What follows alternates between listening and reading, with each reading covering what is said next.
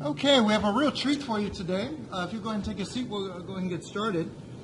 We have our second of, third of three presidential roundtables.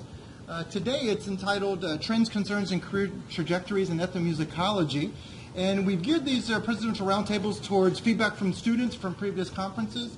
Last year we had lots of presenters talking about various career trajectories in ethnomusicology. And this time we're going to narrow it down. Originally we had scheduled three presenters.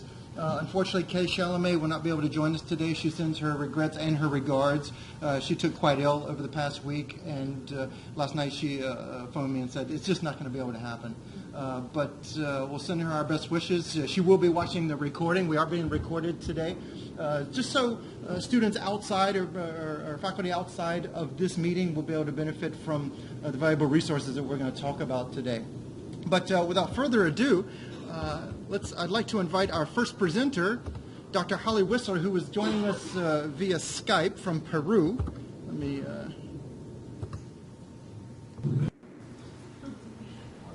And before we, everybody's going to wave hello to Holly. Hey, Holly.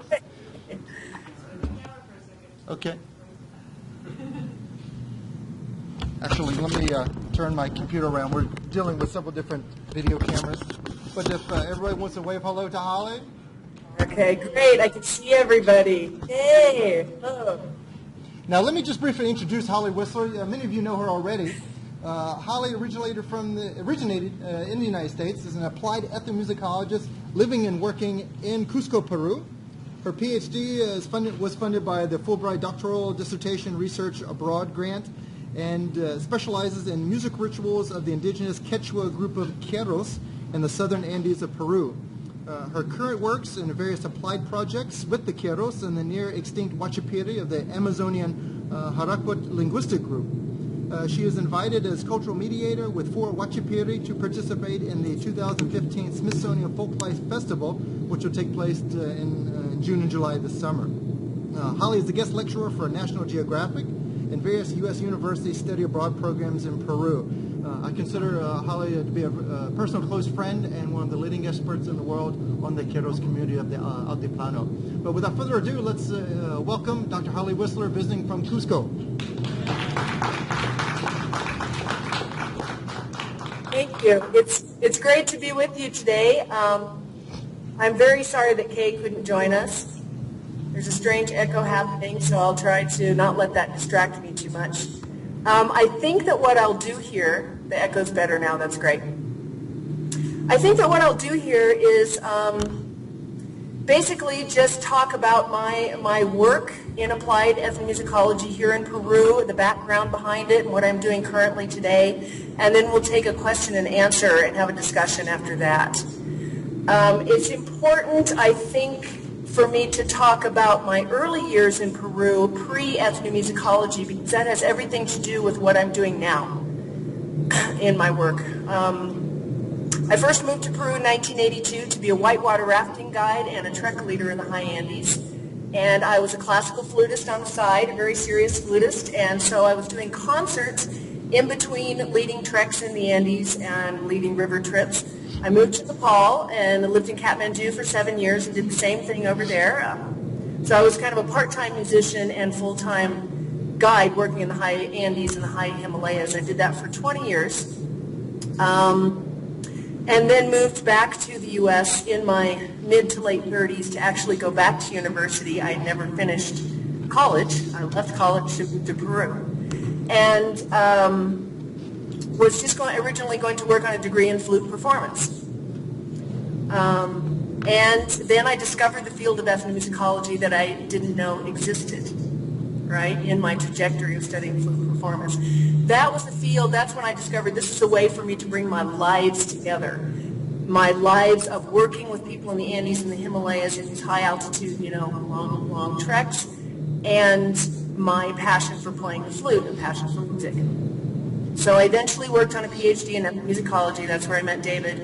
And so I was kind of living this dual life where I was studying musicology and ethnomusicology at Florida State University and guiding in Peru in the summers. That was my summer job. And so when I decided to focus on the Keros community in the southeastern Andes of Peru as my doctoral dissertation topic, their music as my doctoral dissertation topic, it was more the kind of the sensation of, how do I put it, putting my life into academia. Versus, I think what a lot of people do in the field is we start out young in our 20s and our 30s, and we go, we get our bachelor's, our master's, and our PhD, and we choose the country that we're going to focus on, and we do our field work overseas for 1 or 2 or 3 years. And for me, it was just the opposite. I had already lived in Peru for 20 years when I went back to university. And so I think that that already set up a really solid base for me to expand and launch into the field of applied ethnomusicology, because I had a lot of other skills in Peru that were able to support me besides the PhD. So let me give you some specifics here. I think I'll just talk about some of the various projects that I've done, maybe show a little bit of video documentary. And so one of the projects that I did when I was working on my PhD was I made a documentary that some of you may have seen, I'm not sure. It's about the annual cycle of the musical rituals of the Keros community. The Keros live up at 14,000 feet in the Andes. They work in 3 different ecological zones. They're self-sustaining. You can still go to Keros today and there's not exchange of money. So they know how to live off the land. And so my documentary was about their musical rituals, and that ended up kind of going beyond with the community just making the documentary. First of all, they had the documentation of their current music today, and what I ended up doing in 2010 after I finished my PhD and the documentary was finished is I returned 50 years of archives to the Keros. And this was because this was motivated by the fact that the Keros community was very forthright and direct in their disgruntledness that researchers come and go, and we never see any of these materials that are produced about them. You guys are writing articles, you're writing books, you're making documentaries, and this had been the case since 1955, really, since Cusco University had launched the first academic expedition into their community. They're well known as like the last kind of Inca stronghold, the Inca Empire, which is the largest empire in the New World. And so they are fairly well known as practicing traditions that maybe other Andean groups either don't practice anymore or have mixed with other traditions. And so they use their identity as a way to kind of make a lot of their stands and political stances as well. So they were very, very clear about that. We want to see, you're making a documentary about us, we want to see it. And so I promised that they would see my documentary, and that was a major expedition feat because they have no electricity up there. The community is spread. The whole Keros Nation is spread over about a dozen river valleys at 14,000 feet with passes that are at 16,000 feet that connect the communities. And so I needed to create what I call an ambulatory movie theater across the Andes, kind of a cinema paraiso. And we had 20 horses and generators and projectors, and we were literally traversing these mountain passes and setting up a screen and showing 50 years of documentation. I collected photographs from the 1955 Cusco University expedition and then John Cohen's films. John Cohen is from the New Lost City Ramblers. He's in his 80s now. He's a photographer, he's a filmmaker, and he has made 4 different films focusing on the Keros. So I showed all of his movies, and then I finished with mine, so they were able to see a trajectory of 50 years up on a screen about their community, which ended up being very powerful for them. A lot of memories came up, There was a lot of discussion, a lot of identifying of people that were long dead, family members. One woman in particular healed over the loss of her mother. Her mother died when she was 12 years old, and there she was 40 years old seeing her mother up on the big screen in one of John's films. So it was something, in a nutshell, something that I found to be very important for the community and very important as a researcher to make sure that we get our materials back to the people. And that just continued into more working relationship with the Caribs.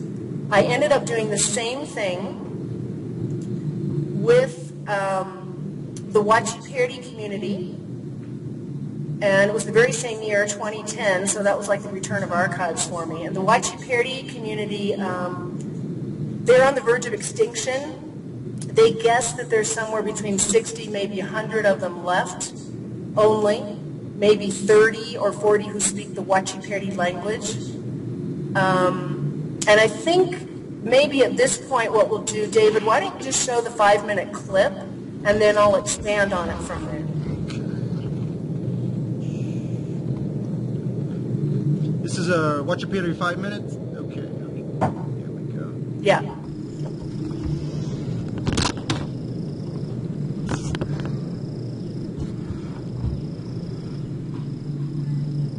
Quisiera informarles que la doctora Patricia Lyon, que es una antropóloga. Did you go all the way back to the beginning that shows the text? Sure.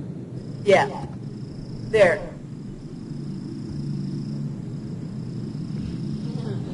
Is that the very beginning? That's the very beginning. There. That's what I want them to see. Okay, that, right there. Quisiera informarles que la doctora Patricia Lyon, que es una antropóloga de los Estados Unidos, ha sacado su doctorado en Image covering up the subtitles. I am. Thank you, Holly, for pointing that out. Yeah. en los años 1964. Hemos pasado de la cinta, estaban esas cintas antiguas, ¿no? Las redondas, hemos pasado a las finitas. Eso va a ser la primera vez que están escuchados aquí en este 45 años.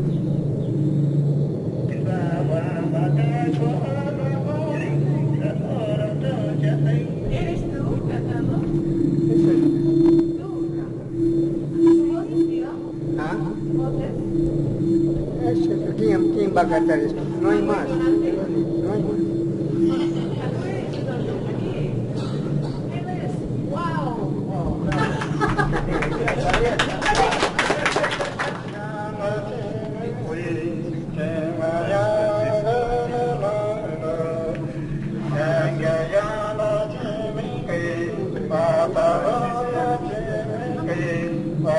¿Papá de tu abuela? Carmen, ¿Papá de Carmen? sí. Francisco Jereo será.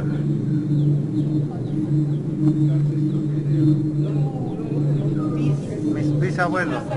Sí. ¿Lo has conocido? No, para nada. Recién estamos escuchando.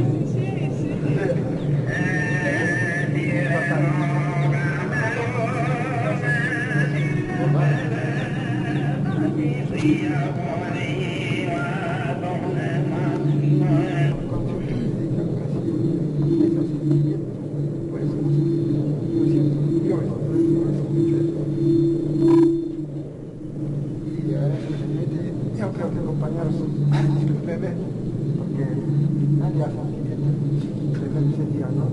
Están llorando. Tengo esas cosas, las cosas que uno escucha y no sentía. La verdad es que esto es una alegría para nosotros. Pero por un lado también es una pena de que ya no hablamos, de última generación. Pero acá tenemos el material, compañeros jóvenes, decía la señora, nuestro reto de cada joven sería aprender dos canciones.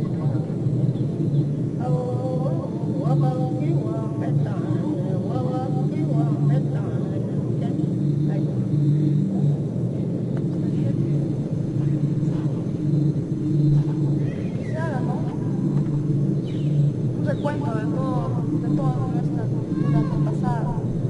Entonces, de manera que nos ayuda a conectar todo el mundo, a todos nosotros, a todos nuestros hijos, obviamente. Que me parece muy importante, ¿no? Pues, ¿de qué sirve que yo les diga a mis hijas que soy nativo cuando en realidad no sé ni cantar ni una música, ¿no? Entonces, yo estoy muy contento por llegar a Holly y me interesa, digamos, también aprender a cantar y poder, digamos, demostrar que verdaderamente soy huachipey.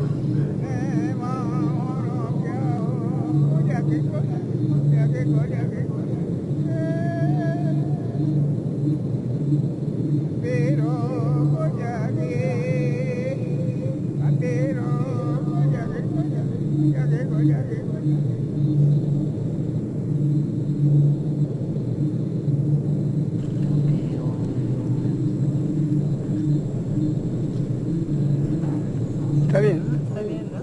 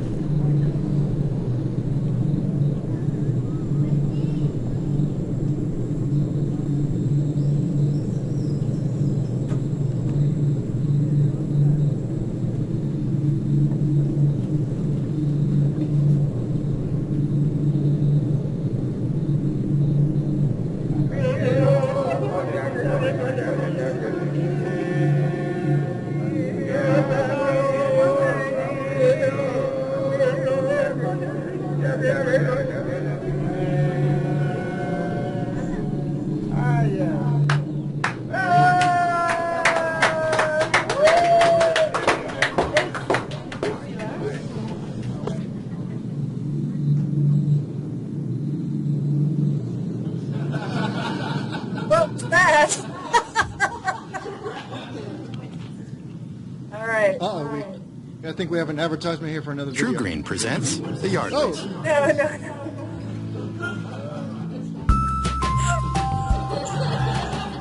No. It was the day. sorry about that. Okay, we'll bring you back.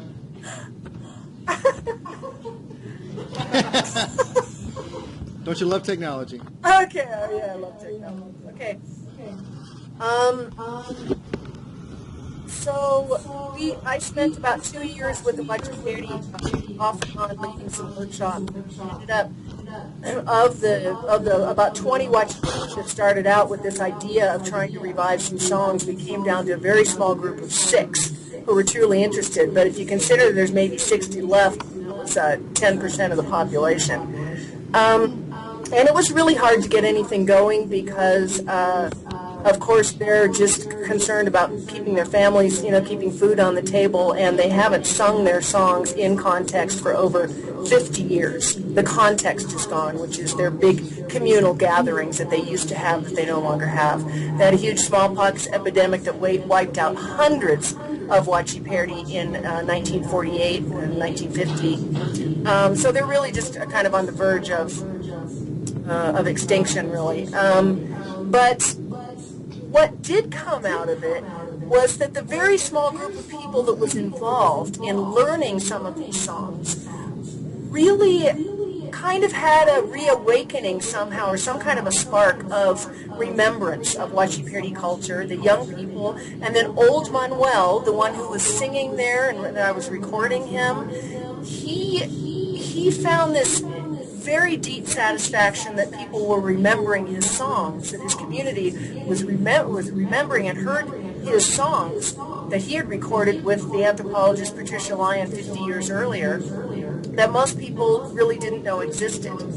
And so it was actually extremely powerful for both, for Peros and the Huachiperdi, to receive all of these archives and documentation, sound recordings, video recordings about their communities that they really didn't know existed. And there was a lot of documentation about the past. And so I guess the main point that I'm making is in my continued relationships with both communities, a lot of it has had to do with not only my research with them, but in making certain that they received as much of the information that had been documented about their communities as possible. Now, the luxury that I have is that I live in Peru. It's really hard when you are all, you know, you've finished your PhDs, you're in your jobs, your tenure track jobs, and you're not in the country where you did your work. So that is why I'm saying that my life really here has so much to do with my ability and process to continue working in projects with both groups of people.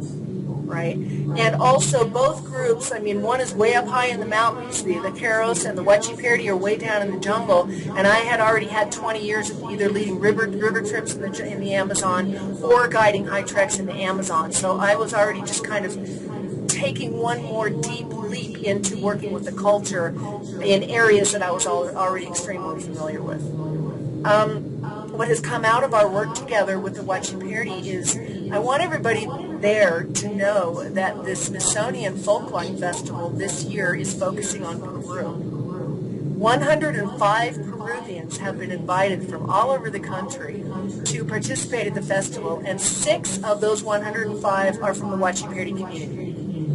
And so it is my job, and I was contacted by Dan Sheehy at Smithsonian Folkways, because I had approached him at an ethnomusicology conference a few years back saying, hey, I'm working with the Huachiperdi and the Keros. I would love to make a CD, this is still a dream of mine, called Music of the River Keros. Because the Keros live at the very source of the river up in the mountains, and the Huachiperdi live in the mouth of the very same river down in the jungle. It's like amazing. And so Dan knew of my work, and this is like an example where going to the Ethnomusicology conference every year and rubbing elbows certainly paid off, because Dan recommended me as ethnomusicologist living in Peru as a person that the curators of the festival should contact. So I presented both groups. I said I work with the Keros, I work with the Huachiperdi. They went with the Huachiperdi because they are just really on the border of extinction, and also their healing songs were named Intangible Cultural Heritage by UNESCO 2 years ago now, I think that was. So they have a little bit of that notoriety. So now part of my main work now is we're busy getting ready for this festival. And they asked me if I could be a cultural translator, and I said that sounds wonderful. I mean, that's what I do with tour groups. It's a natural role for me. I'm constantly translating between cultures, from Andean cultures and Amazonian cultures with tour groups here and student groups.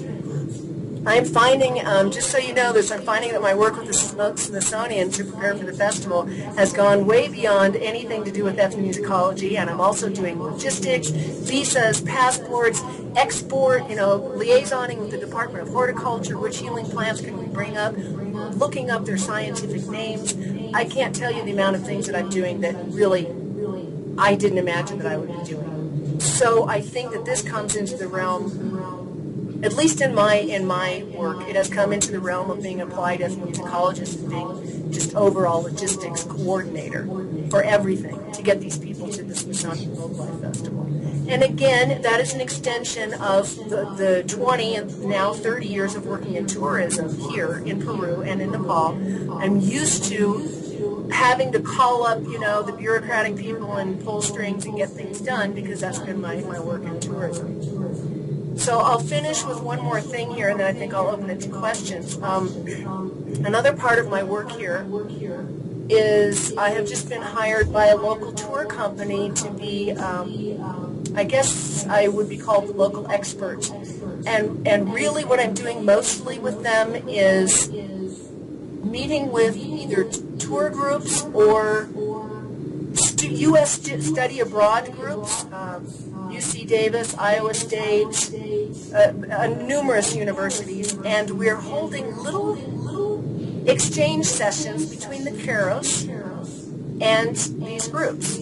And so it's very much grassroots conversation, exchange.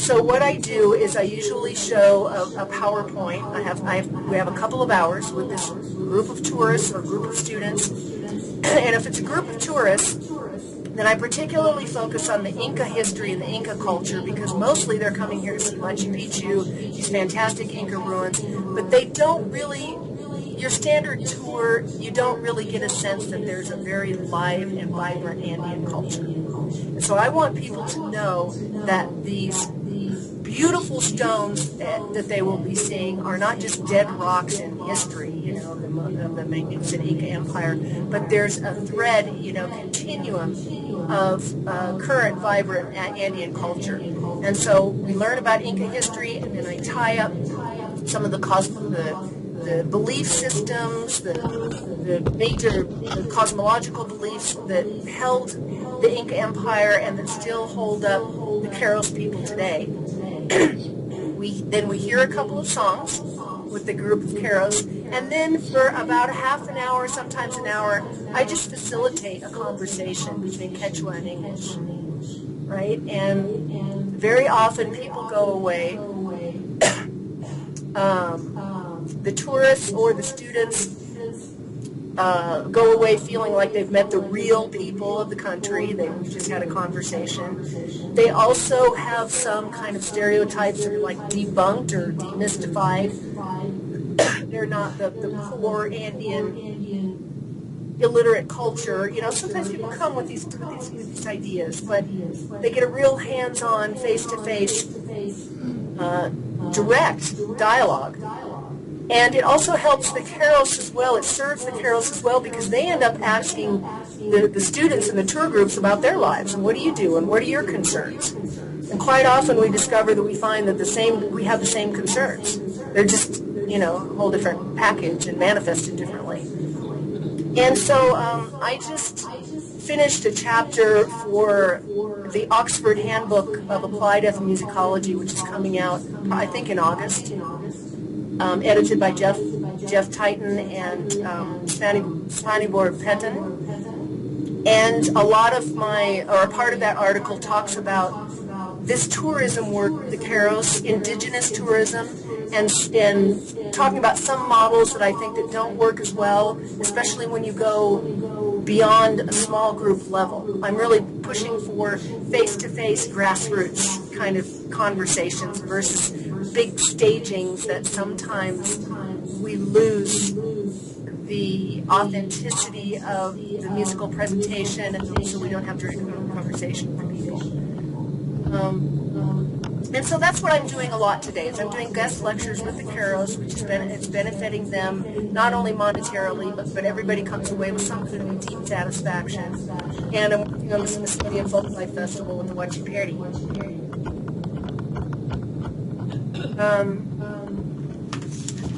And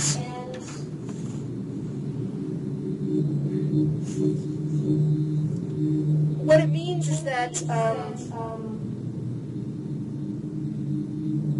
I'm able to have continuous dialogue with the Keros and the Huachiperi. So I'm not like coming back after 6 months or a year and trying to see where they're at now in time. I'm able to be a part of their modernization processes, their migrations to Cusco, their issues with no longer speaking their language and what they're doing to try to rescue that or take care of it. So I think it's a very privileged position that I'm in, that I'm still working, I'm still in the field. And if I were to say what is my definition of applied ethnomusicology, it's not like I set out to be an applied ethnomusicologist. Because Peru is more my home than anywhere else, and it was just natural for me, serendipitous, you know, to continue my work with the people. These opportunities just kept arising and abounding, and so it's just something that's putting one foot in front of the other that has happened. We have used some of the proceeds from my video documentary to build a town council in the Keros community. There's been various other kinds of projects that have come from our work together. And one of the most recent things, and I think I'll finish with this, as one thing just leads into another, you never know, where one project is going to take you. I am now starting to work with deaf students and tourists because I'm adopting my deaf godson from the community of Keros. He will be, I'm in the process of legally adopting him. He lives with me.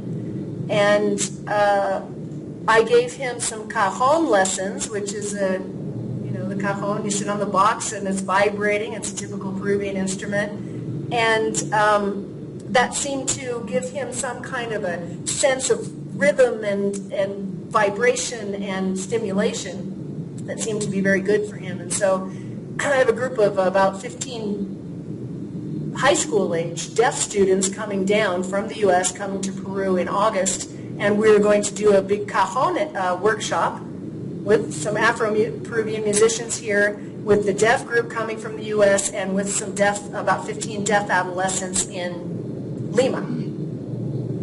And so this is just something, that's just an example of how really it's like putting my life and whatever it is that is happening in my life right now into musical projects, and one thing continuing after another, which this year happened to lead to the invitation to the Smithsonian Folklife Festival, which is a great honor.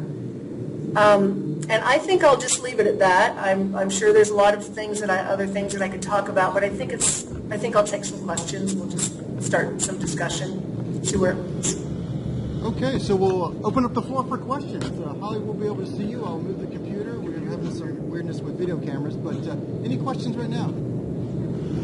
Yes, we have a question from Liz. Hi, Liz. This is Liz from my seminar on world music from last semester. Can you hear me okay? She can. Just barely. Just barely, okay. I'll do my best. I just want to say thank you for sharing everything, and it's really nice to know that that things kind of came together for you in your musical projects in the field, and it's really nice to hear how that happened for you, and I'm really hopeful now. Yeah. So thank you very much. All right. When is the Folkways thing happening? Oh, the Smithsonian Folklife Festival is June 24th to July 5th on the national. June 24th through July 5th, if you didn't catch that. Right. I hope to make it. Yeah, you're all fairly close, so come on down. Relatively speaking.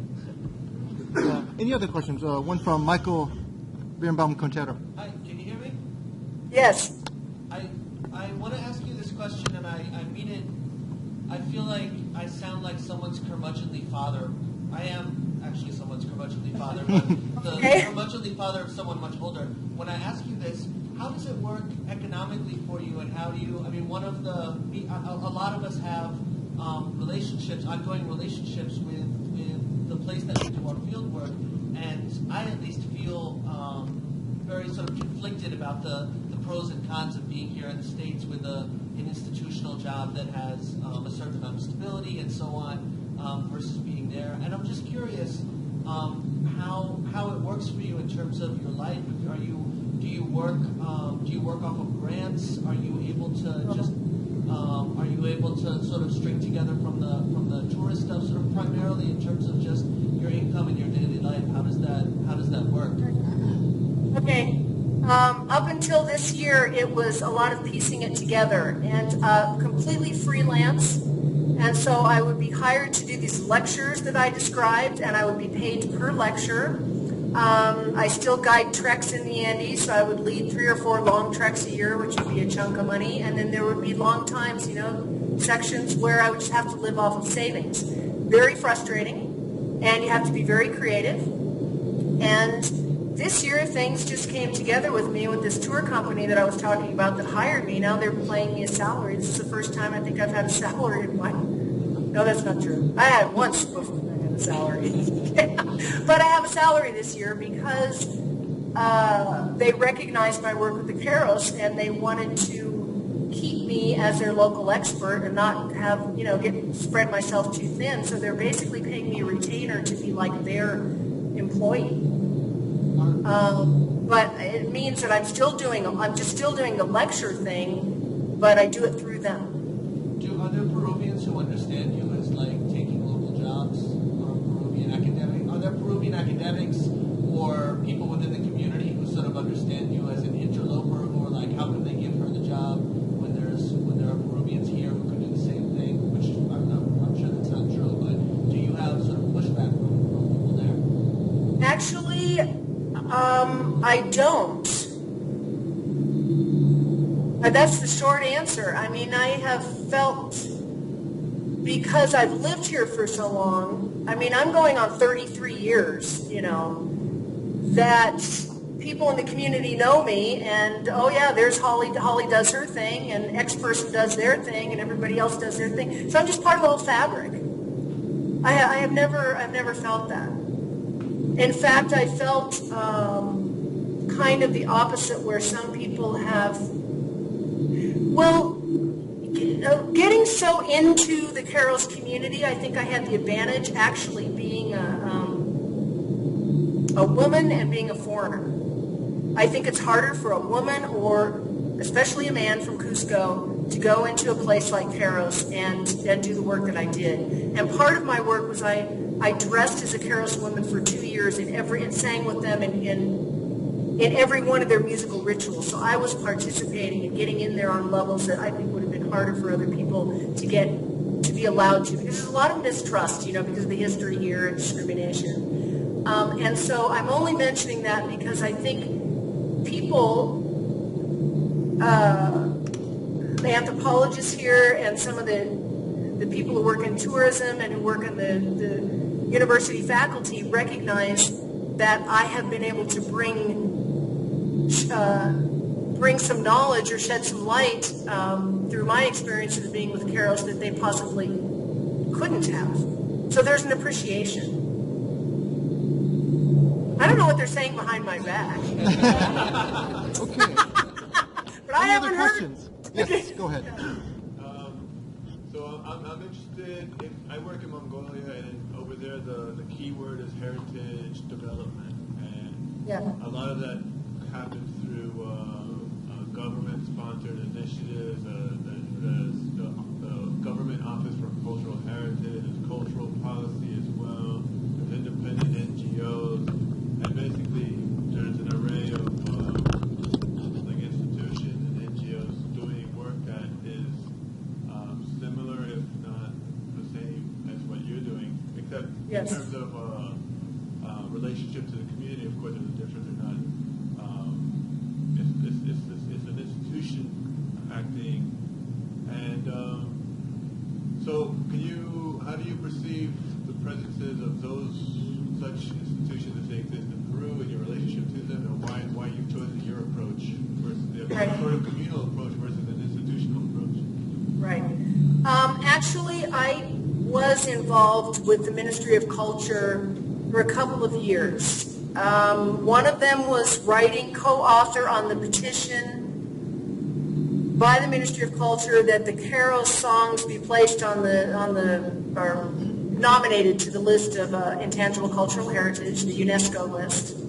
And then when the Wachiperi healing songs, the Isua, were nominated as intangible cultural heritage in need of urgent safeguarding, I went to the Ministry of Culture very actively, and I said, I've been working with the Wachiperi with these songs and other genres for 2 years now, and I think I should be, you know, I would like to be on the safeguarding team. It just made logical sense to me. This is actually in the chapter. What I'm telling you right now is in the chapter in the forthcoming Oxford Handbook on Applied Ethnomusicology. I found that my working relationship with them, I just didn't like how they worked. I just don't like how the Ministry of Culture works, and I needed to pull out. And I go into detail there.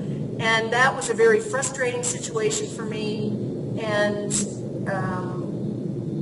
so I think probably what I've done this year, you know, when I had to stop working with the Ministry of Culture, is just do some real soul searching and say, what is effective? What seems to be working here, and what doesn't seem to be working? And my personal relationships with the people and doing things on a very grassroots level is what works for me. So I have gone the, you know, bureaucratic route. I tried to. Okay, I think we have time for one last question.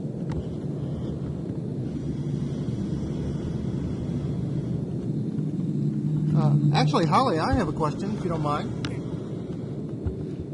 What is your ongoing relationship now with academia, now that you've been so long in the field and have carved out this rather fascinating niche for yourself in life? How do you? I see you at conferences all the time, and just want to know what is this ongoing relationship that you have with academia? The most active one at this point in time is being guest lecturer for U.S. study groups. And the truth is I have applied for some positions in the U.S. I've been doing that for 2 or 3 years now, and nothing has come through. And meanwhile, things are flourishing for me here, so I'm continuing here. But I mean, this is my personal life here, but now with my godson, who is approaching 11 years old, and there is no education for the deaf in Peru after 6th grade of primary school, I'm looking at other alternatives. I'm looking into deaf schools in the U.S., and will likely be moving back to the States to educate him, and I'll see what pans out for me. So I thought that I would get a job in the U.S. and he would follow me. And now what's happening is I'm having to do it the other way around. I'm having to follow him. And I should also point out that Dr. Wissler will also be part of Beverly Diamond's Presidential Roundtable at NECSEM this fall in Austin. So you'll be able to see her again and ask her lots of questions in person. Well, I think, Holly, are you going to stick around for the second part of the roundtable? Yes, no, I want to hear what you, yes, I would like to. Okay. Well, let's give Dr. Wissler one more round of applause.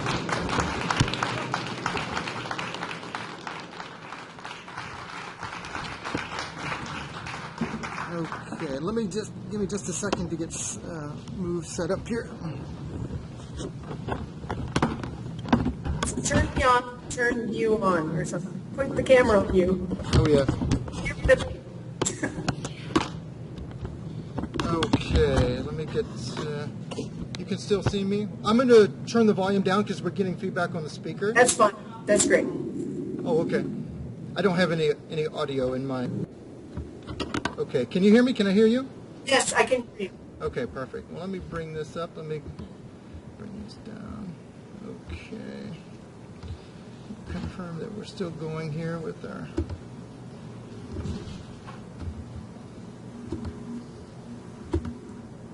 Now, how audience, because I need to look at my screen. No, that's fine. Okay. But when we're done with the part of our presentation, our roundtable, we'll get back to questions for both Holly and me. So Holly is not going away. Before I begin, I just want to ask you, how many of you are currently in tenure track positions or are hoping to enter tenure track positions at some point? Okay. Okay, that's about half. But the reason why I wanted to put these two presentations on the roundtable, actually three, Kay Chalamet was supposed to talk about post-tenure life, getting from associate professor to full professor and beyond. But I'm going to be talking about becoming associate professor and my experiences and understanding that my process and actually the tenure process begins in graduate school. Just a few quick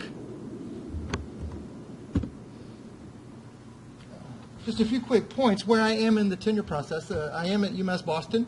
I've been there for almost 6 years. This is my 6th year at UMass Boston. This is my tenure decision year. It's fairly normal that it's a 6-year process and you go up for tenure at the beginning of your 6th year. And I have cleared through almost all levels of review with unanimous recommendations for promotion and tenure. In fact, just 2 days ago, I got my official letter from the Chancellor and Provost and Chancellor.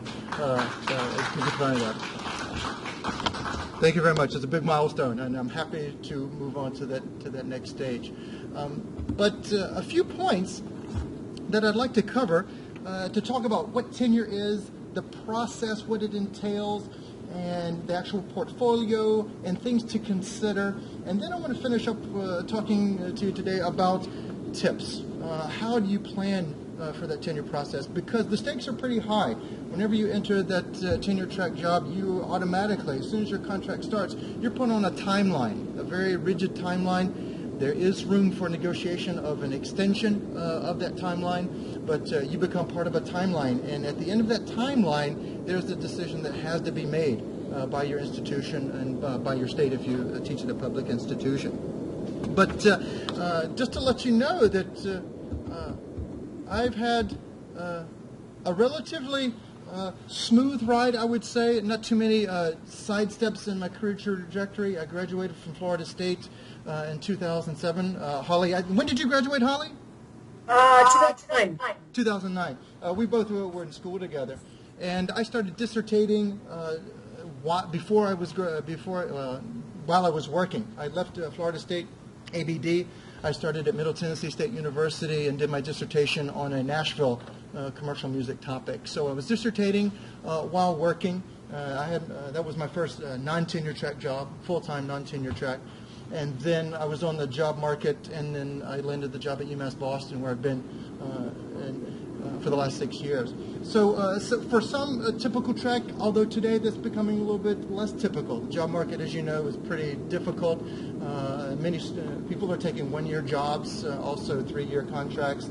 So there are lots of career trajectories. I wish we had time to get to all of them, but applied ethnomusicology is one. I'll stick with just the standard tenure track for now. A little bit of background on tenure. For all intents and purposes, tenure is a permanent self-renewing contract for employment. However, is it forever? We like to think it is, but sometimes tenure is not forever. There are ways in which tenure can be revoked. And please, for those of you who have gone through this process and have experience in this area, please jump in and say, yes, I'd like to contribute as well. Some ways in which tenure can be revoked: egregious violations of the law, if you're in prison, for example, or academically, I know at UMass Boston, failure to perform minimum duties. That's in quotes. That comes from our faculty handbook. Failure to perform minimum duties, which means showing up for class, service, publications, things like that. And it's very difficult to remove a tenure professor from the institution, but it has happened. So is tenure forever? Not exactly. It does have that permanency attached to it, but it's not impossible to revoke. And the original purpose, as you probably might be aware, is to document career trajectories. If you've published a lot of great service or great teaching just in your first year and don't do anything for the next 4 or 5 years, that can look relatively negatively upon you. Whenever tenure committees evaluate people for tenure, they think of trajectory. If you publish something 1 year and not the next, and then a lot the next year and then not the next, that might tend to say, oh, they're going to publish some more in the future. That was told to me by almost everybody, that we're looking at trajectory rather than just output during your first year or second year. And the original purpose was primarily to allow professors to have that freedom of expression without retribution or action taken against them by any authority, including the institution, including political institutions or the academic institution, but to give professors that academic freedom to discuss topics that might seem controversial, or to broaden students' horizons by a variety of viewpoints. And today, and actually we should be aware that today more institutions are relying heavily upon the NTT or non-tenure track. This means anywhere from 1-year contracts to multi-year contracts, 1 to 3 years, because you might be aware that over the last 20 or 30 years we've been moving toward the business model at institutions, unfortunately, where institutions are thinking, well, maybe it might be cheaper and less controversial to have an NTT rather than a tenure track professor. Benefits are certainly cheaper long term. As far as the benefits for the students, that's a different story. But many institutions are looking more at NTTs. Some ratios are a little bit higher than others, depending on which institution you're at. And as a result of that, the requirements for tenure are increasingly getting more difficult. This is a naturally occurring phenomenon. If you're in an institution, everybody's getting tenure 1 year. The next year of tenure applicants, they're probably going to have just a little bit more. That's just a natural development of that. But because institutions are moving toward non-tenure track, Gesundheit, tenure track becomes a little bit more difficult. So that's happening right now. And what happens if tenure is not granted? Keep in mind, at most institutions, actually most that I know of, also in my personal experience, tenure is a one-shot deal. Whenever you go up for tenure, and you're required to go up for tenure in your 6th year, unless there are mediating circumstances. If you've taken a semester of parental leave, you have that legal obligation. In many places, not everybody, you have that option to delay your tenure decision year for an extra year. It just depends if there are documental extenuating circumstances. But that clock starts at the beginning of your 1st year, and then your 6th year, you're required to go up for tenure. And if you don't get it, usually you'll get a 1-year contract after that. And then after that 1-year contract ends, it's not renewed. Technically, you're not getting fired. Unofficially, yes, you're getting fired. That's just the way it is. If you don't get tenure, then you can qualify for unemployment because your contract wasn't renewed. But just keep in mind that clock is very rigid, and if you don't get tenure, that's Holly. You're fine. Then you're given that general 1-year contract, and after that, you're no longer employed at your institution. So it's pretty high. The stakes are pretty high, and so one of the benefits of talking to people who have gone through this process, which can be quite excruciating and nerve-wracking and creates lots of anxiety. Am I doing enough? All of these questions are things that everybody asks themselves. And one of the benefits that we'll talk about today is how can we prepare to not guarantee tenure, because nothing's guaranteed, but to prepare like those who get tenure prepare. And is another question, is it transferable? In some cases, not all cases, if you have tenure at one institution, if you apply for an associate professor or what they call senior professor or a senior position in another institution, you can take tenure with you. Not always. I know friends and colleagues of mine who have, in order to apply for at an institution that they really wanted to be at, they opted not to take tenure with them. In other words, they applied maybe 3, 4, maybe 5 years of experience towards tenure, and then go up for tenure 2 years after they arrive at a new institution. That's possible. I know professors who take tenure with them. A lot of institutions are wary about that, just because you can do great things in the interview, bring somebody in who's got tenure, and then all of a sudden find out that there's some problems. That has happened. I have seen that happen. But it is transferable in some, not all cases.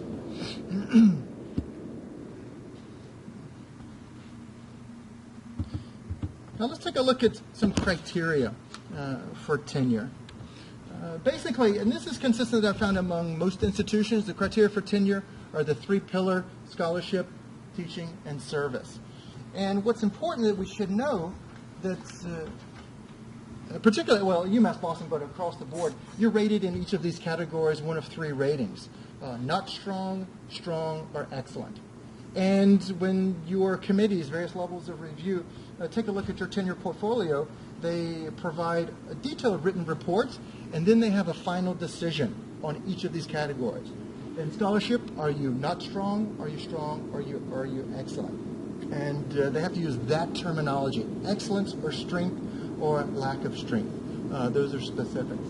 Now, sometimes the language may vary according to institution, but at many, you have to get excellent in 2 out of 3 areas. Excellent in 2 out of 3 areas, and you're only allowed strength, nothing lower, in any area.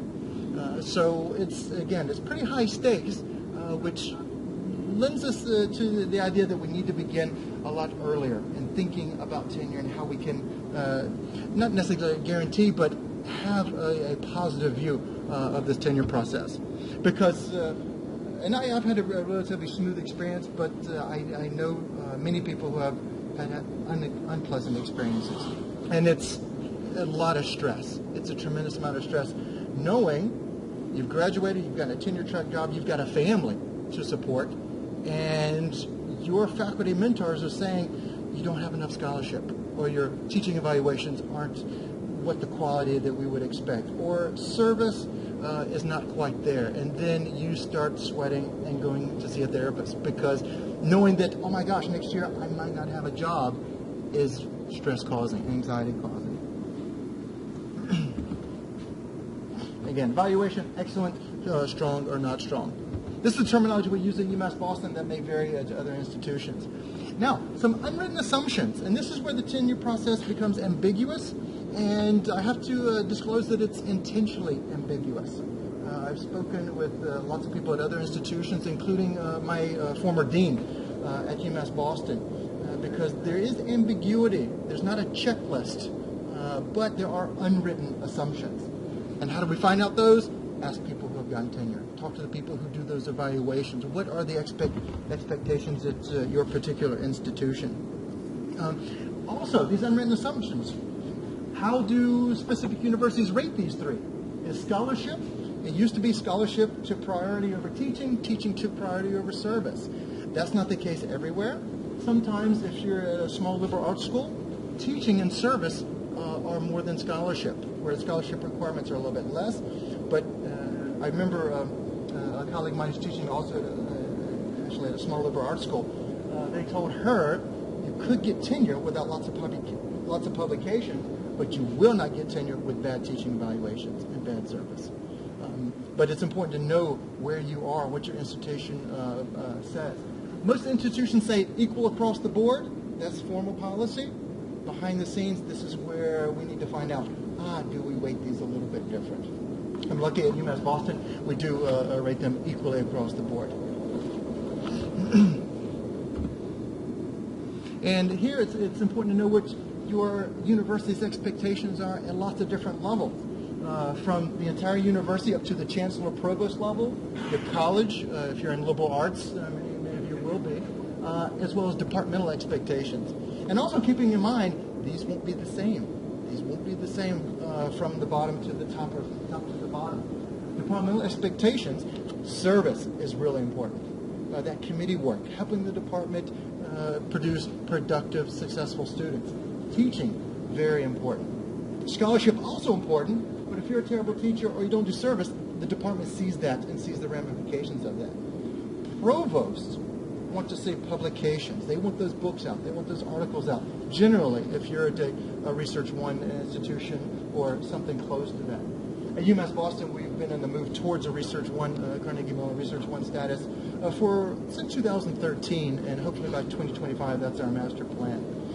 But just know what your provosts are looking for. Provosts want people with PhDs getting those 1 year and 3 year and tenure track positions.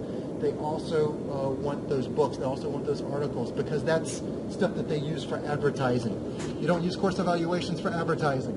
You use publications for advertising. This is what people at the higher up are looking at. And with the college and with the department, again, those may be different. They may be the same. But just know what your expectations or expectations of you are. And again, ambiguity is frequently intentional. I don't want to say always because I don't know all universities, but I remember in conversations with higher-ups at several institutions that, well, let me just use a specific example, and I can share this with you because it was told to me by our former dean at UMass Boston in a committee meeting that was not a secret committee meeting, so I feel comfortable telling you this. That one of our departments in the College of Liberal Arts created a faculty handbook just for the department, and it talked about requirements or expectations for tenure.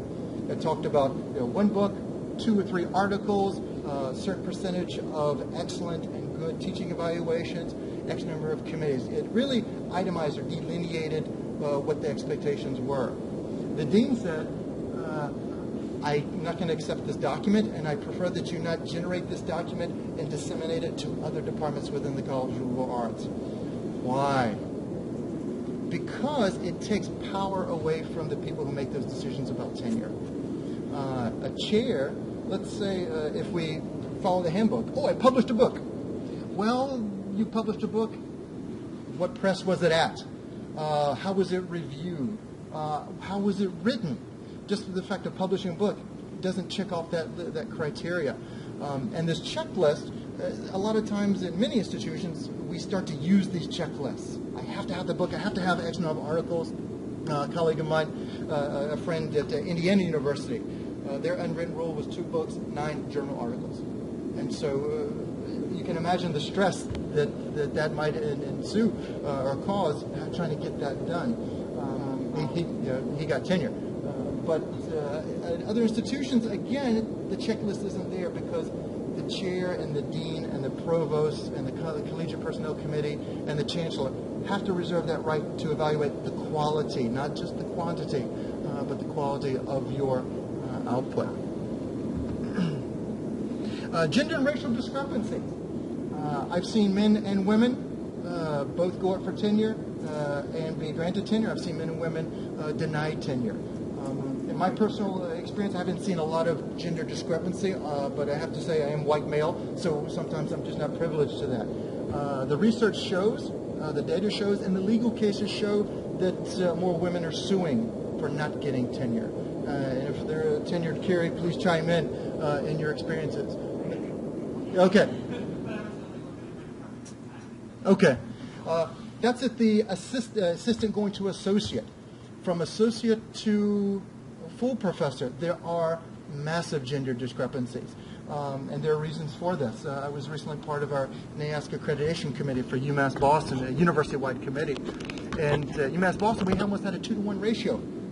2 male professors, actually 75 male professors to about 35 female full professors. And it was our job to find out why that was. I can tell you very quickly, a lot of times, when we did our research, we found that more women were doing service, taking on administrative positions such as chair or dean or committee work. And so weren't publishing as much as their male counterparts who didn't take on those roles. Lots of other decisions that go into that. That's just one of them. That's just one of them. That's something that the data show. We didn't interview female associate professors to find out why they hadn't gone up for full professor in the standard 7 years after associate professor. And levels of review.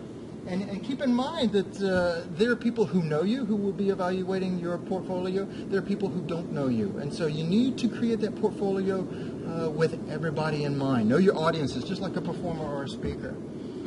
Usually it begins with the department level. At UMass Boston, we call it the DPC, the Departmental Personnel Committee. These are your colleagues.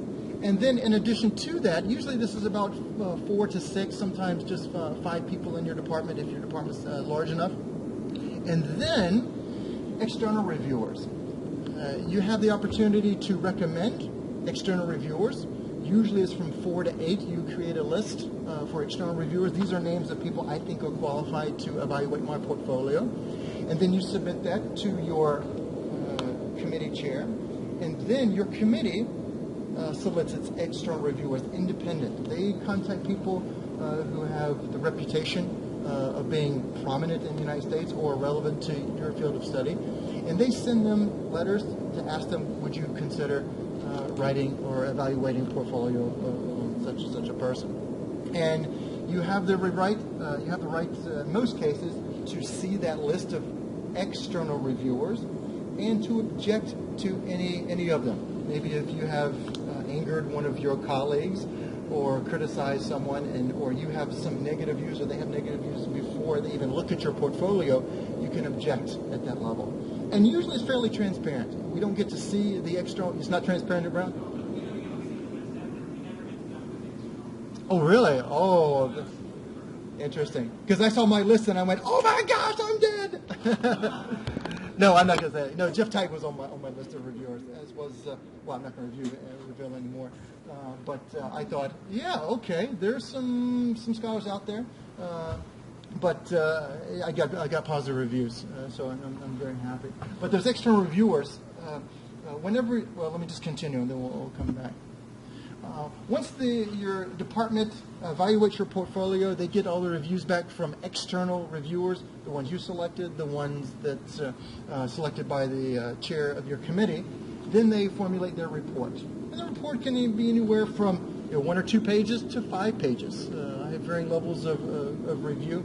And they will recommend in their comments, or at the end of their comments, they'll put those 3 rankings: strength, or excellence, or not strong in the areas of scholarship, teaching, and service. So that goes to the chair. The chair reviews exactly the same information, and then the chair will also generate a formal report. And then, not in all cases, but at UMass Boston, we have a collegiate or a college personnel committee in the College of Liberal Arts. It's usually 6 or 7 faculty who also go through all of your materials. At this level, usually you don't know the members on the committee as far as them personally. So these are not necessarily strangers, but people with whom you don't have regular contact. And then it goes to the dean. Of course, this will vary depending upon your structure at your institution. Different institutions have different bureaucracies.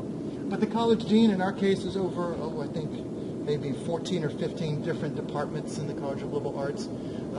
They rely heavily on the Collegiate Personnel Committee. The Collegiate Personnel Committee goes into the minutia. It actually does read everything that you submit, and they comment on almost everything. The dean also is expected to read most everything, and this is the level that is very crucial. If you make it to the dean's level, then if you've gotten great reports back so far, you can take a breather. If you've gotten some negative things back, it might be a little bit different. But following the dean, it goes on to the provost and then the chancellor. Again, these may differ. If you have a president at your university, it may go to the provost and then president.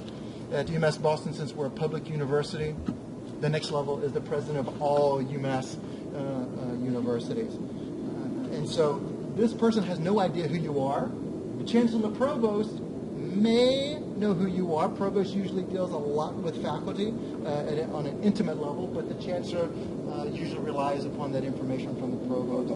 But then it goes to the university president, and then if you are part of a public system, it might go to the state board of trustees, also called the board of regents. That's a lot of levels of review. And when we're doing this, we always have to keep in mind whenever I compile my portfolio, there are people who have absolutely no idea who I am or my dynamic in the classroom or personality. They're going by just what they see on paper. So when you're writing your personal statement or your bibliography or doing anything, keep in mind that they won't be able to see your smile. They've never seen your smile, but they're basing just upon what they see on paper. And then the actual portfolio itself. How many of you, and I got to put this picture up. Instead of binders full of women, I had to do that. Binders full of you.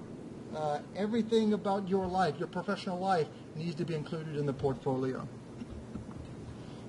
I remember when David McDonald submitted his tenure portfolio at IU, he held things up and said, binders full of David. Anyway, not very funny. It was funny then. But no format. Your university has a very specific format. They're dealing with tenure cases for lots of different people on an annual basis. But know the format, whether it's electronic or hard copy. Most institutions today are going towards electronic, which makes our lives a lot easier if you're dealing with the electronic formats, HTML files, PDF files. But it can be very specific. And also, as far as the naming of files. If you submit an electronic format, there is a very specific criteria. Folders have to have this name. They have to be numbered. They have to include these documents that people can add to as the process continues up the line. And usually, your reviewers don't expect deviation from that format. Just because at the collegiate personnel committee level, at the dean's level, they don't want to have to hunt for stuff. They want things very clear, very concise. But what to include other than everything? Oh my gosh, everything. Component parts, many times, not always, they may vary, but most tenure portfolios across the U.S. include a personal statement. And how long should it be? Your mentors will tell you. Usually a 3,000 word might be standard. Mine was, I think, 9,000 words, about 15 pages single-spaced. But it's really, you tell or you present a case for tenure to people reading your portfolio. Your CV, your academic CV, not if you worked at McDonald's or anything like that, but usually your CV, your entire CV, not just starting at your tenure track job, but your entire CV covering things before. And this may vary, but at UMass Boston we're required just to cut out the bibliography from our CV and insert that as a separate document. Just so when people are evaluating you just on your publications, which tends to let us think, where do we rate those scholarship teaching service? I have to present a separate bibliography, meaning, or that hints that somewhere up the line, publications might be a little bit more emphasized than the other two. Copies of all relevant publications. If it's electronic, of course, PDFs. Some reviewers, particularly on my committee, still ask to see hard copies. And so I didn't complain, oh my gosh, I need to go buy hard copies of my book to send with my portfolio. You just do it. You just do it, and graciously. Includes all articles, all conference paper presentations, including PowerPoints and handouts. Basically, just include everything that you do. Teaching materials from all courses, all syllabi. This also includes teaching evaluations from all of those courses. Sample PowerPoints. At UMass Boston, I record all of my lectures, so I was able to present lecture recordings as well, so the portfolio that my reviewers could see me in action. If you don't have that, evaluations from people who have seen you teach, those are always relevant. I also included sample, actually testimonies from students. Actually, Liz, I think you were one of them. But testimonials from students, usually unsolicited, sometimes solicited. I think in my case it was unsolicited, but it's just for so reviewers can see from students what your teaching is like, from a student's point of view. Those are sometimes included in course evaluations, although the student testimonials are usually more in depth and speak to the heart of the matter. Are you a good teacher? Are you not a good teacher? And what are some things that you do? Also, letters of support from faculty. Contact your colleagues in other departments with whom you've worked. They always add valuable insight. People who have observed you teaching, students who have been part of your academic progress over the past few years. Holly, are you asleep yet? No, I'm here. Okay. Also, documentation of service. How many committees you've served on, what kinds of committees, were they departmental, were they university-wide, or were they just collegiate committees? And somebody told me a long time ago, include the contact information and names of everybody who served on those committees, because those might become external reviewers within the university, outside your department. But include those names, who's the chair of the committee, and then the names of everybody on the committee and their contact info. And specifically with this, the university wants to know, are you affecting just things in your department, or are you affecting things within the university or the college or outside the university? These are things that provosts and chancellors and deans want to know. And all course evaluations. Usually this becomes a whole binder just into itself. We're lucky, we're actually spoiled in the Department of Performing Arts. All of our course evaluations are digitized the second that we do them at the end of the semester. So we're sent all of those right after the semester's over. And then any annual faculty reports or any type of evaluation that's happened at the departmental level. Most institutions do an annual review, some do a review every 3 years. At UMass Boston, we do them every year. And we're lucky because if you're on the tenure track position, then we have a 4th-year review that is like the tenure review, exactly like the tenure review, except there's no external reviewers. So in preparation for my 6th-year tenure portfolio, I really just used most everything from my 4th-year review and then added just 2 years. A lot easier to update than to add total new information. But that was probably the biggest help for me.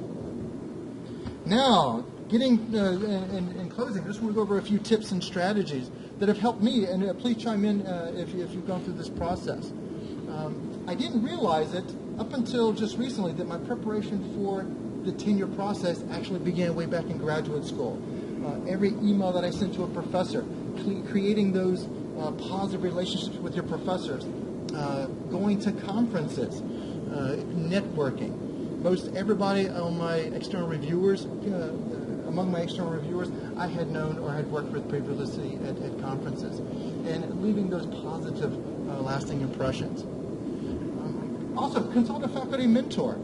Talk to someone within your department who's gotten tenure, and ask them, what are these unwritten expectations? What should I be doing? You've seen me in the department. What do I need to do better? or what should I expand on in my portfolio. Also, very specific, examine portfolios from people who have gotten tenure, preferably recently gotten tenure, just so you can see what those standards are within the past 2 or 3 years. Again, those standards will change, but find out how long are their cover letters, how long are their personal statements, how many publications do they have, what are their teaching evaluations like, what is the exact format that they're following. Again, those may change, but talk to someone who's recently gone through it. And again, know the general expectations of your institution.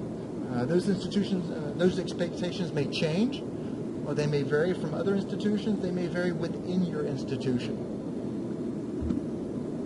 And many universities offer tenure workshops. For me, this has been one of the most valuable because at UMass Boston, I got to know people in the English department, people in the sociology or psychology department, to know what their tenure requirements or expectations were at the departmental level. At the university, we're all in a level playing field. At the departmental level, things can be a little bit different, but those tenure workshops, for me, were the biggest help. The most important, think about tenure every day of your life. Because, continue to laugh, I hear you. Every time I send an email, I think about tenure. Because those emails are permanent. And I have a rule that I have lived by. Somebody told it to me a long time ago, and I've lived by it. Never send an email after 10 p.m. Because that late at night, you're not thinking clearly. You might be tired. You might be angry about a committee meeting that's happened. And believe me, I've seen those late night emails from lots of faculty, not just at my institution, but at other institutions. And they're never positive. So I never send emails after 10 p.m. Every time I step in front of my class, I think about tenure. I think about my class and how to be well prepared, how to change students' lives. But I also have to think the long term as well. I answer the student emails. I meet with students because it's necessary. But also, you don't want a student to email your chair and say, "I couldn't meet with Dr. Pruett because he just wasn't available." Those are lasting ramifications. Some other ideas. Think about tenure every time you attend a committee meeting, every time you can't attend a committee meeting for any reason. If somebody asks you to help out with their guest lecture, of course you're going to be the one to say, "Oh, yeah, I'm going to do it." Some pressure to perform, but if you're unable to do something, think about what are those ramifications. So from morning until I go to bed at night, I've thought about tenure every day. It's one of those things. It's one of the negative things that might accompany the process. For those of you who have gone through the tenure process, it may be different. But for me, somebody told me this a long time ago, and I've really had a smooth transition from assistant into associate professor. And that's all I have. Any questions?